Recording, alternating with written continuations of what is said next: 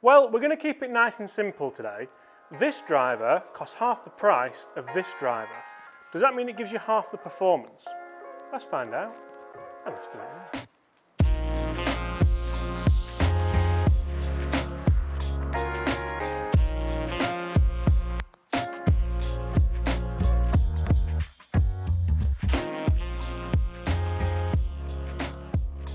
Hi everyone, James Robinson here. Guys, first things first, I'd like to warmly welcome you all to the channel. I'd like to welcome you back to the channel if you're not new to the channel. If you are new to the channel, then please take 2 seconds to hit that subscribe button below. That way you won't miss any of the great golf related content I bring to you guys every single day. Make sure you ring the notification bell. That way you'll definitely not miss it. And leave us a like if you enjoy this video. Speaking of this video, we're testing the Ping G410, which at the moment retails at $399. Against a driver a lot of you may not have heard of. This is the Caley driver. It comes in at £199, which is near enough half the price of the Ping G410. And I've got the Ping G410 in a stock Ping 65 gram shaft. We've got it in albeit a 9-degree head, but we have set it to 10.5 degrees to match the loft of the Caley driver. And apart from that, it just boils down to technology in there. So we know that, in fact, I'm desperate to hit one second. That's a nice one to start. I was just about to say we know that both of these clubs aren't in my specs, but looking at that, maybe my specs have just changed. And just like in quite a few of my videos, guys, the premise of this video is all down to, can you save money when buying golf equipment? Do you have to spend £400, $500 on a new driver? Or can you get away with spending half of that and spending the rest on lessons or green fees or whatever you want to spend to enjoy your golf more? Potentially. So we're going to hit a bunch of shots with both. As you'll see, the Caley driver does have a wonderful black matte finish. That's why I chose the Ping driver to test it against. Technology-wise, I mean, it's got a plug in the back of it, so it must be hollow. But apart from that, we're putting it up against a Miraging steel face, turbulators, butterfly effect, dragonfly effect, I get that wrong every time, but we're also putting it up against this weighting system in the back. In the interest of fairness, I've left that in the middle, and then obviously we did speak about shaft components as well. Now, with both these clubs being in 10.5, that doesn't necessarily suit my eye or my swing, so I would expect numbers, again, I'm sorry, I'm itching to hit this one. That was terrible. So I would expect numbers to be ever so slightly down on my averages, usually around 275 with a 2.5 to 2.8 spin. I think if I can get these up at 270 with a 3,000 spin, I think that's a pretty good effort. And that was a 4 left, as we all know. Right, Ping again.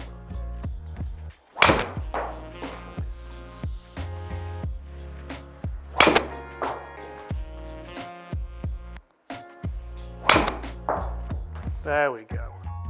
That's the one we want. Right, that's 5 shots hit with the Ping G410.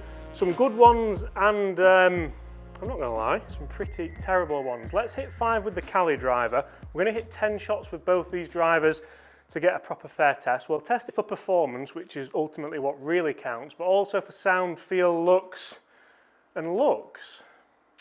This may surprise you. This may surprise you, because actually looking down at this Caley driver, I do really enjoy the shape of it. Now, I haven't gone for the LS Tech Ping. I went for the standard one because I didn't really think it would be fair. But this kind of matte paint finish on it, and it kind of goes into a bit of a tear shape at the end there, you know, like the old Titleist drivers did. I do quite like that. The one thing I'm not a fan of is the kind of big toe. It kind of toes in a little bit, but then if your bad shot does go right, that's obviously going to be for you. I do feel like Caley do cater more for everyone with these clubs, as they only have one range at the moment. And I've hit that pretty good.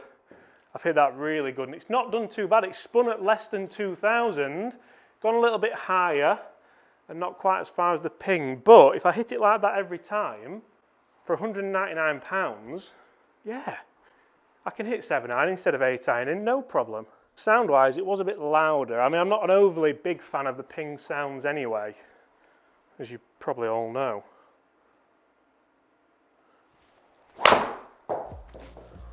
I mean, that one, wow, that one That's probably up there with some quite expensive drivers, you know that, and it was a little bit kind of low on the face, so that is, yeah, that's rather pleasing. Oh, no, we even broke the tee. Damn it. So guys, as you all know, it's mega important to me that you are a part of these videos, and by that, I want you to get in those comments below. Guys, would you use one of these drivers? Would you spend £199, $250 on one? Or would you go and get a second-hand TaylorMade M2, a second-hand Callaway Epic, a second-hand Titleist D3, 950, something like that? Obviously, the big thing that you can't do with this is go and get fitted for it. You can't go and choose your loft, your shaft, your kind of weight setting, all the rest.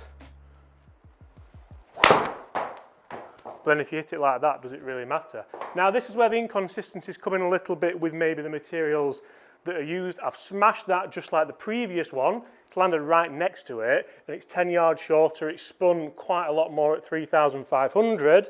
That could be down to the loft. I don't feel like it was down to the strike, but again, for that price, it's up there at around about a distance I'd be fairly comfortable with. And that ultimately, to me, is what these kind of tests boil down to. Would you be happy with them? Would you be comfortable with them?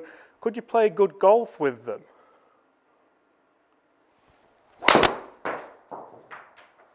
That's the one, innit? Just still on the fairway. The dispersion's definitely better with this, and I don't know if that's down to anything in particular. I'm not a huge fan of all the things going off on top of the ping. This test isn't really about the ping.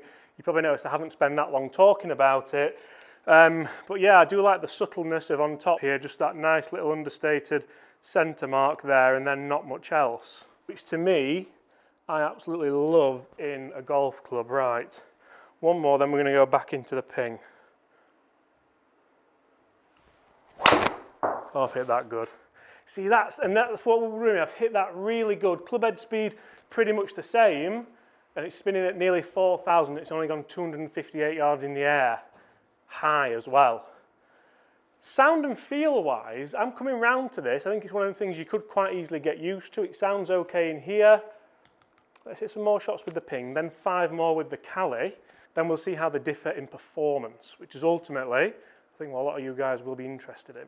So just putting the ping back in your hands, you do get that more kind of premium feel. Obviously, you get the premium Golf Pride grip. You do get the ping shaft, which I'm sure there's more R&D gone into that than potentially the Caley shaft. Can we make it work? Yes, we can. This is kind of what you pay the money for, like that.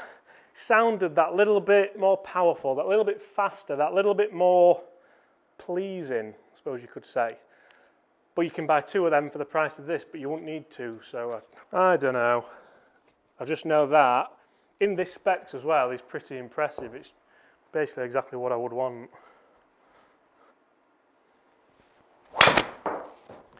Nothing's going to save that, James. Nothing. 4 left! And interestingly, I didn't hit a 4 left shot with the Caley. So make of that what you will. I'm sure it's down to me. I'm sure it's down, well, it's got to be down to me, but I don't know why that would be.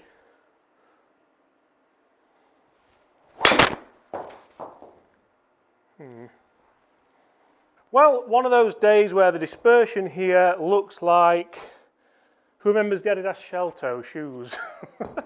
That's what this dispersion looks like. Yes, please. Let's learn to play a fade, James. Wouldn't that be fun?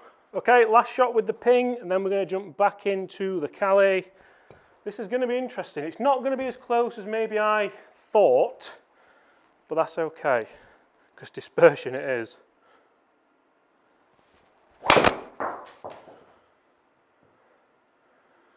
Yes, please. And that's the one, I was going to change them there, but that's the one that I think, can I get that with the cheaper driver, with the more budget driver? Can I smash it out the middle and think, yes, I've not left anything behind that? And it's gone 277. Right, let's give the Caley the same treatment now. Let's try and get some out there. Let's try and hit some snap hooks, why not? Basically what you've said there. See, I just can't snap hook this, and That shot's put everything I've just said to bed, because I can't leave anything behind that, and it's gone the same as what the Ping did for £199. Wow. I mean, it just doesn't get better than that, does it? And you know, going out of the kind of cheaper driver, oh sorry, out of the more expensive driver into the cheap one, once you've hit this a few times, you do, it's not a worse noise, it's just a different noise, which I think is fair. Ow. Right, let's rifle through some more shots and then let's take a look at these differences.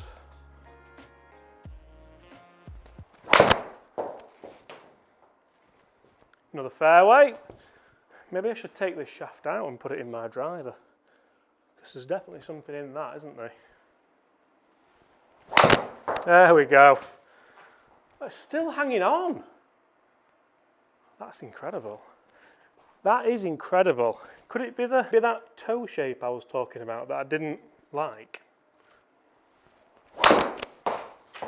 You're really trying your best to ruin this, and it's just not. It won't do it. It won't go offline. Now, I'm not going to ruin it for you, but it's not doing it distance-wise, not consistently. But then I've been in the fairway every time, which is something which never happens. Here we go. Watch this. Watch this.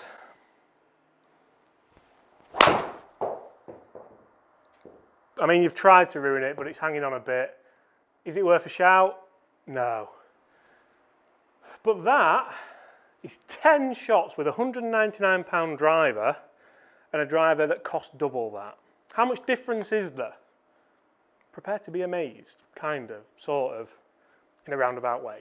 So dispersion, we're going to start off with the Caley, because something's happened to me there, which I would give anything, well not anything, but I would love to hit those shots on the golf course. Even some of them were horrendous swings.